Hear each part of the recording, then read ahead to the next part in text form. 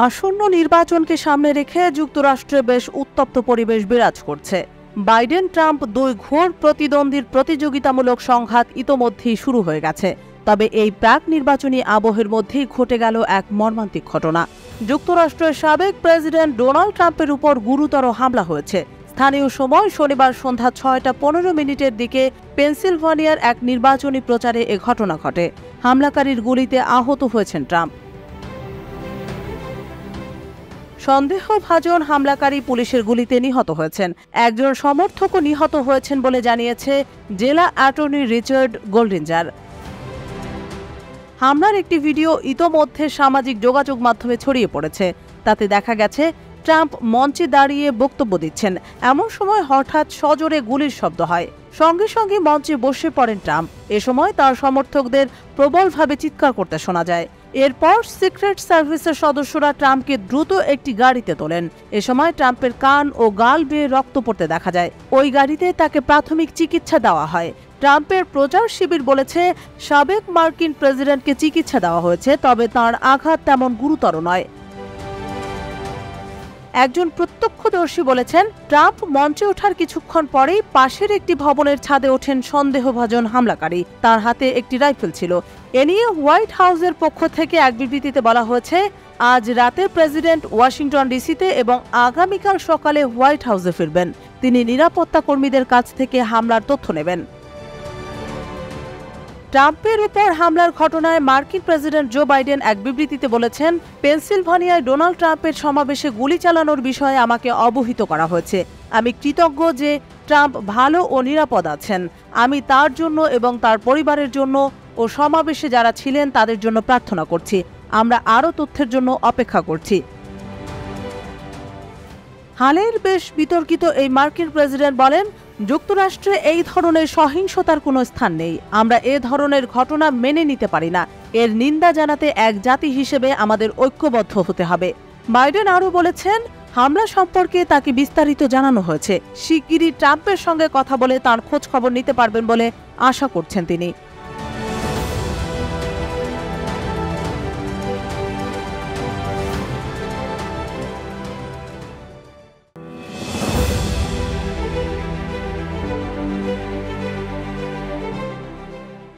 দখলদার ইসরায়েলের সঙ্গে ১০ মাস ধরে যুদ্ধ করে আসছে হামাস সহ ফিলিস্তিনের অন্যান্য সশস্ত্র গোষ্ঠীগুলো। হামাস নির্মূলের যে লক্ষ্য নিয়ে ফিলিস্তিনের গাজা উপত্যকায় গত ৭ অক্টোবর ইসরায়েল হামলা চালানো শুরু করে, সে লক্ষ্যের ধারে কাছেও এখনো পৌঁছতে পারেনি তারা। হামাস ধ্বংসের নামে বর্বর ইসরায়েলিরা গণহত্যার নিষ্ঠুর খেলায় মগ্ন। এমন কোনো মানবতা বিরোধী অপরাধ নেই যা নেতানিয়াহুর সরকার করেনি। এর মধ্যে যুক্তরাষ্ট্রের প্রভাবশালী সংবাদ মাধ্যম ওয়াশিংটন পোস্ট দাবি করেছে, হামাস অস্ত্র ও লোকবলের দিক দিয়ে দুর্বল হয়ে পড়েছে। এ কারণে তারা এখন যুদ্ধবিরতি চাইছে। তবে এ মন্তব্যের জোরালো প্রতিবাদ করেছেন লেবানন রাজনৈতিক অফিসের প্রধান নেতা আহমাদ আব্দুল হাদি।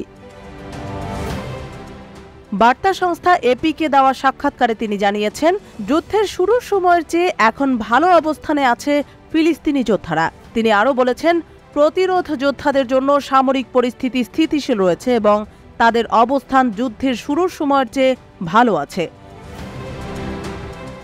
ইসরায়েলের হামলার তীব্রতা বাড়ায় গাজায় অবস্থানরত হামাসের নেতারা যুদ্ধবিরতিতে রাজি হতে চাপ দিচ্ছে, এমন দাবি প্রত্যাখ্যান করেছেন লেবানন ভিত্তিক এই নেতা।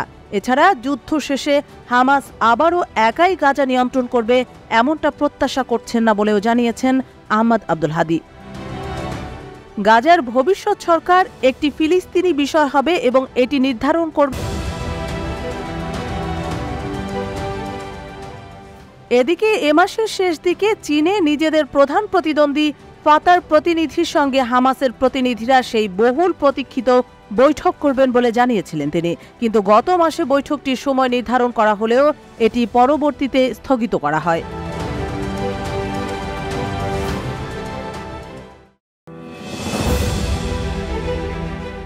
ইসরায়েল হামাস সংঘাতকে কেন্দ্র করে নেতানিয়াহুর গ্রহণযোগ্যতায় প্রায় শূন্যতা নেমে এসেছে।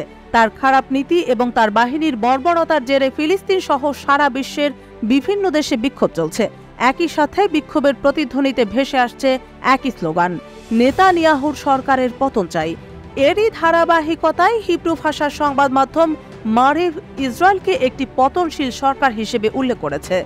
ইসরায়েলে চলমান হচ্ছে চ্যালেঞ্জগুলোর মধ্যে রয়েছে শ্রমের ঘাটতি, বিক্রয় হ্রাস, সুদের উচ্চ হার, পরিবহন ও কারিগরি সমস্যা, কাঁচামালের ঘাটতি এবং যুদ্ধ কবলিত অঞ্চলে কৃষি জমিতে প্রবেশাধিকারের ঝুঁকি এবং সেই সাথে ক্রমবর্ধমান অধিগ্রহণ খরচ।